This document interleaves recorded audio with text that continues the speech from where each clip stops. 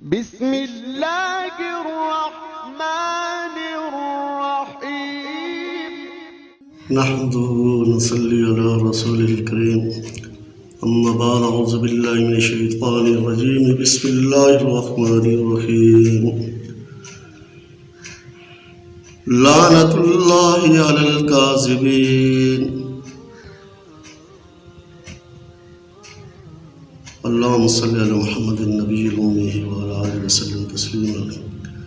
میرے بھائیو اور دوستو، آج کل ہمارے معاشرے کے اندر جھوٹ کے ذریعے لوگوں کو دھوکہ دیا جاتا ہے اور بعض نادان لوگ ان جھوٹے لوگوں کے چکر و فراڈ کے اندر آ کر اپنی جمع پونجی بھی اور اپنا ایمان بھی برباد کر لیتے ہیں۔ اس لیے آج کل آپ لوگوں نے اکثر میڈیا کے اندر میڈیا کے ذریعے دیکھا ہوگا کہ کچھ ایسے جاہل قسم کے عامل بنے ہوتے ہیں جو حقیقت میں عملیات کے کام سے ناواقف ہوتے ہیں، جن کی وجہ سے جو صحیح عامل ہوتے ہیں وہ بھی بدنام ہوتے ہیں۔ وہ جاہل عامل جو عملیات سے ناواقف، اکثر آپ نے دیکھا ہوگا کہ ایسے لوگوں کو کلمہ بھی صحیح نہیں آتا، نماز نہیں آتی، ان کو جن کو کلمہ نہیں آتا، نماز نہیں آتی، ایسے نادان جاہل قسم کے لوگ ان کے پاس جاتے ہیں، اور بالخصوص عورتیں بہت زیادہ ایسے لوگوں کے پاس جاتی ہیں کہ جن کے سامنے جا کر اپنے مسائل پیش کرتی ہیں، مسئلے پیش کرتی ہیں کہ یہ ہمارے مسئلے ہیں، اس کے لیے کوئی دم دو، دم کرو، کوئی تعویذ دو۔ تو دوستو، ایسے لوگوں کے پاس جا کر جب انسان اپنا پیسہ، اپنا ایمان برباد کرتا ہے اور پھر اس کے بعد جب ان کو فائدہ نہیں ہوتا، بجائے فائدے کے اور نقصان ہوتا ہے، تو اس کی وجہ سے جو صحیح عامل لوگ ہوتے ہیں، جو اس فن کو جانتے ہیں، اس علم سے واقف ہوتے ہیں، لوگ ان کو بھی بدنام کرتے ہیں۔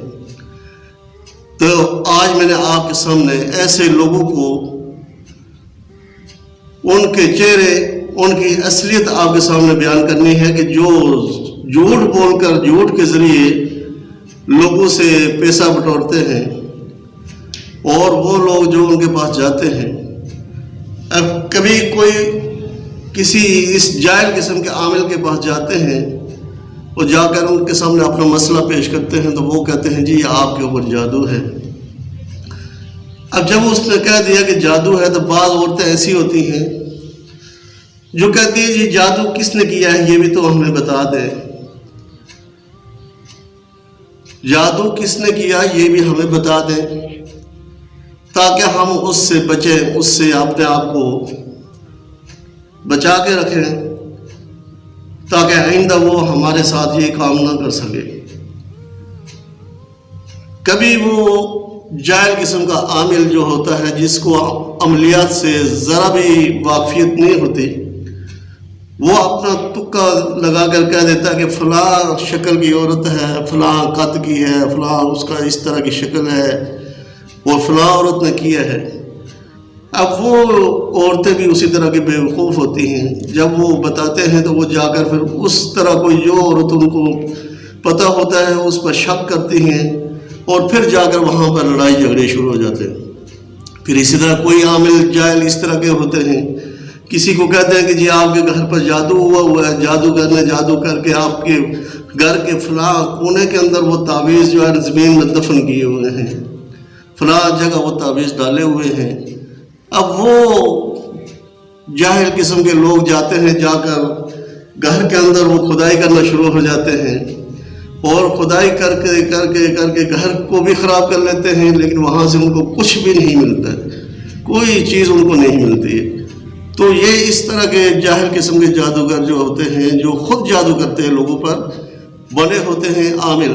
اور لوگوں کے گھروں کے اندر وسوسے ڈالتے ہیں، لوگوں میں وسوسے ڈالتے ہیں، لڑائی جھگڑے کراتے ہیں۔ تو اسی قسم کے جاہل قسم کے لوگ بھی ان جاہلوں کے پاس جاتے ہیں۔ تو اس لیے غیب کی خبر اللہ ہی کے علم میں ہوتی ہے کہ کس کو کیا مسئلہ ہے، کس کے اوپر جادو ہوا ہے، کس کے اوپر کیا شکایت ہے، کس کی کیا بیماری ہے۔ یہ تو غیب کی خبریں ہیں۔ تشخیص کے ذریعے تو بتایا جا سکتا ہے، تشخیص کر کے آدمی یہ بتا سکتا ہے کہ تم کو جادو ہے یا جنات ہیں یا کوئی نظر بد ہے یا اس طرح کا کوئی مسئلہ ہے، لیکن تشخیص کے ساتھ یہ آدمی کوئی کسی کو نہیں بتا سکتا کہ کس نے کیا ہے، جادو کیسے ہوا ہے، کس نے کیا ہے، یا جنات کس نے بھیجے ہیں، یہ کوئی انسان اس چیز کی خبر نہیں دے سکتا ہے۔ تو اس لیے ایسی چیزوں سے، ایسے جاہل عاملوں سے اپنے آپ کو بچائیں، اپنا ایمان بھی برباد نہ کریں اور اپنا وقت بھی ضائع نہ کریں۔ جو لوگ اس طرح کے ہوتے ہیں ان سے بچنے کی ہر ممکن کوشش کریں۔ اللہ کا کلام ہے، اللہ کا کلام پڑھ کر سورۃ فاتحہ کے اندر جو شفا اللہ نے رکھی ہے، اس کو سورۃ فاتحہ کو سورۃ شفا بھی اس لیے کہا جاتا ہے کہ اس کے اندر اللہ پاک نے شفا رکھی ہے۔ لیکن جتنا عامل تقوی دار ہوگا، پرہیزگار ہوگا، نمازی ہوگا، اس کے اندر تقوی ہوگا، تو اتنا ہی اس کے عمل سے انسان کو فائدہ بھی ہوگا۔ للہیت ہوگی، اللہ کی رضا کے لیے جو آدمی عمل کرے گا تو اس کی اس عمل کے اندر جو ہے اللہ پاک نے شفا بھی رکھی ہوگی، اس کے عمل میں تاثیر بھی ہوگی۔ تو اس لیے دوستو کوشش کرو کہ ایسے لوگوں سے بچاؤ اپنے آپ کو جو اس طرح کی غیب کی خبروں کے دعوے دار ہوتے ہیں کہ ہم غیب کی خبریں جانتے ہیں، ہم اس طرح کرتے ہیں۔ تو غیب کی خبریں اللہ کے سوا کوئی نہیں جانتا، اللہ ہی عالم الغیب ہے۔ اور ایسے جھوٹوں پر اللہ نے لعنت فرمائی ہے، فرمایا جو لعنت جھوٹ بولنے والا ہوتا ہے، جو جھوٹ کے ذریعے لوگوں کو مطمئن کرتا ہے، لوگوں کو اپنی طرف مائل کرتا ہے جھوٹ بول کر، تو ایسے لوگوں پر لعنت اللہ علی الکاذبین، فرمایا ایسے لوگوں پر اللہ کی لعنت ہے۔ تو اس لیے خود اپنے ایمان بھی بچاؤ اور ایسے جھوٹے لعنتی قسم کے جو فراڈی لوگ ہیں ان سے اپنے آپ کو دور رکھو تاکہ ہمارا ایمان بھی محفوظ رہے، ہماری جان مال، ہمارا پیسہ بھی محفوظ رہے۔ تو اپنے آپ کو کوشش کرو، خود بھی بچاؤ ایسے لوگوں سے جو اس طرح کی غیب کی خبریں بتانے کے دعوے دار ہوتے ہیں۔ غیب کی خبریں سوائے اللہ کے کسی کے علم میں نہیں ہے۔ تو اس لیے جو دوستو اللہ کا کلام ہے، اللہ کا کلام جا کر ایسے لوگوں سے ہی حاصل کرو جو اس کو سمجھتے ہیں، جو نماز خود، جس کو نماز نہیں آتی ہے، جس کا کلمہ خود صحیح نہیں ہے، وہ جس کا لباس صاف ستھرا نہیں ہے، جو خود نشہ پیتا ہے، سگریٹ پیتا ہے، چرس پیتا ہے اور وہ عامل بن کے بیٹھا ہوتا ہے، تو ان کے پاس جا کر لوگ بیٹھتے ہیں اور اپنا ایمان برباد کرتے ہیں۔ اس لیے دوستو اپنے آپ کو ایسے لوگوں سے بچاؤ اور اپنا ایمان بھی بچاؤ اور اپنا مال دولت بھی بچاؤ۔ اللہ پاک ہم سب کو کامل ایمان یقین عطا فرمائے اور اپنے ان بھائیوں تک یہ خبر ضرور پہنچاؤ جو ہماری عورتیں، ہمارے بھائی جو ایسے لوگوں کے پاس جا کر اپنا ایمان برباد کرتے ہیں،